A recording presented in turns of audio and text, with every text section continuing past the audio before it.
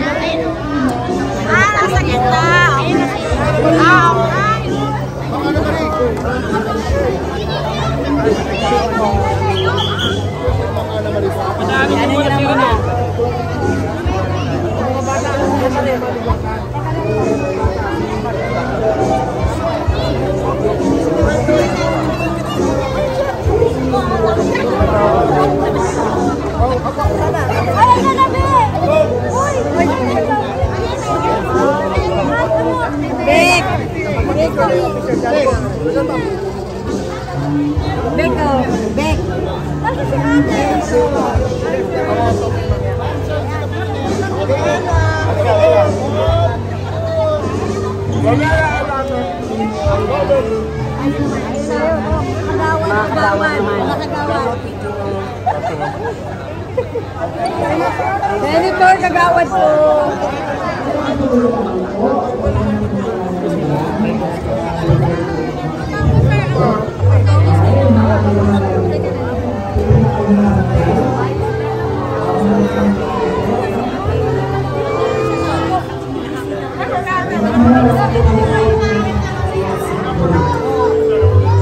Punta mo na yung mga bahay-bahay.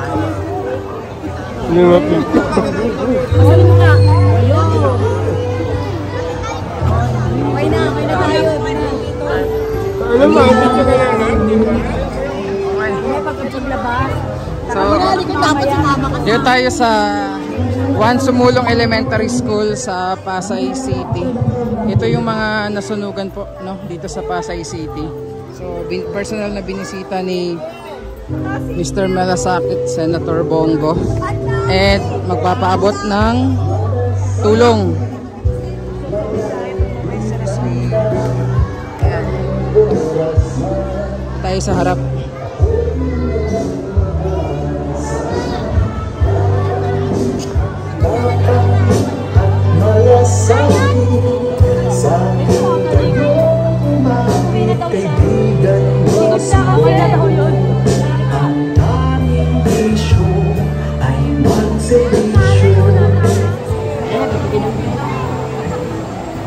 Talaga.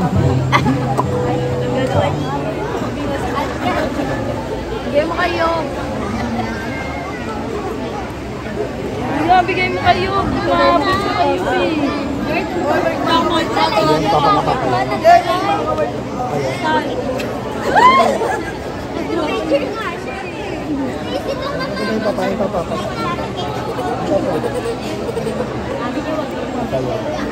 Joy! Ang galing mo, Joy! Dito. Yun, may namatay, no? Ako po'y nakikiramay at nagdadalamhati. Mahirap pong mawalan ng mahal sa buhay. Mahirap pong mamatayan. Pero Diyos lang po ang nakakaalam. Dasal po tayo. At huwag po tayo mawalan ng pag-asa. Tuwing pumupunta po ako sa nasusunugan, ang una kong tanong parati, meron bang nasaktan? Meron bang nasawi? Tandaan natin, ang gamit, nalalaban. Ang pera, kikitain. Subalit yung perang kikitain ay hindi po nabibili ang buhay. A lost life is a lost life forever. Pag namatay tayo, wala na talaga, no?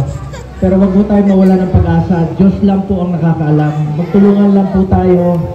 Ako naman po, sa abot ng aking makakaya, tutulong po ako. Dito rin po sila Mayor at nandito rin po ang LGU, ang inyong City Social Welfare and Development. Magtulungan lang po tayo. Ako naman po, umiikot talaga ako. Kahit saan nasunugan, basta kaya po ng katawan ko at panahon ko, pinupuntahan ko kayo. Makatulong man lang sa inyo at makapag-iwan po ng konting ngiti sa panahon ng inyong pagdadalamhati. Alam ko mahirap po masunugan. Magtulungan lang po tayo at huwag po kayo mawala ng pag-asa. May Panginoon naman po. May Panginoon po. Dasal po tayo. Ngayon, meron na po akong konting dalang tulong po sa inyo ngayong araw na ito. Pambili lang po ng kain, konting financial assistance. At meron rin po akong dalang mga grocery pack para sa inyo. May dala rin po akong container para pang-igib mo po ng tubig. Alam ko mahirap, no? At nakiusap rin po tayo sa national government agencies, no, na pumunta rin po rito ang NHA para mag-validate po para sa DSUD, no? Para i-validate kayo at mag-qualify para dun sa housing materials na programa po ng ITSAP ng DSUD. Nakiusap po tayo sa kanila at ako naman, hiwalay na tulong po itong dala ko para sa inyo and I'm sure si Mayor tutulong rin naman po dito. Magtulungan lang po tayo. May dala rin po akong, huwag kayong magagawan sa bola, lahat kayo. May dala po akong bola sa inyo. Mga damit, magagamit ko po yan. At burger, kumain na kayo? Buti pa kayo, kumain na kayo. Kanina, dumaan ako, dalawang kwek-kwek ang nadaanan ko. Alam nyo ba, paborito ko yung kwek-kwek. Kahit saan madaanan ko, kumakain talaga ako ng kwek-kwek o yung fishball. Pero ang paborito ko yung kwek-kwek na pugo. Alam niyo bakit? Dahil may go. Pugo. O, paborito ko. Huwag magturuan. Hindi ako.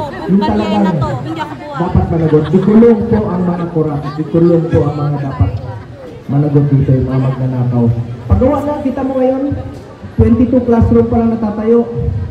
Alam niyo, kung ginamit yung pondo, pagpagawa ng hospital, mga health center, hospital, pagpagawa ng classroom, ilang classroom na po, libo-libo ang mapapagawa. Ilan pang mga evacuation center. Alam niyo, isa po ako sa author. Ako palang principal author ng Ligtas Pinoy Centers Act. Meron tayong batas ngayon na magkagawa ng mga evacuation center. Eh kung pinatayo ito ng mga evacuation center na yun, eh dito wala kayo rito sa gym, di ba? Pag nasunugan kayo, meron kayong maayos, malinis na evacuation center, may comfort room kayo. Dapat doon ginamit yung pondo, batas na po yun. Mandatory evacuation center o Ligtas Pinoy Centers. Ako po ang principal author ng batas na yun. Dapat po doon ilaan ng pondo kaysa naman ninanakaw po ng ilang personalidad. Alam niyo, ang gulo na po ng mundo ngayon, ang gulo po ng bayan. Huwag niyo pong ilihis yung katotohanan. Doon lang kayo sa katotohanan. Tumbukin po yung mga dapat managot. Alam niyo ngayon, nililihis nila. Binabalik doon sa kay Pangulong Duterte sa amin. Panahon namin, servisyo lang kami para sa Pilipinas sa totoo lang. Ngayon lang ito, masyadong magulong nangyayari. Seek the truth lang po, sa totoo lang tayo. At hindi tayo magkakamali dyan sa katotohanan.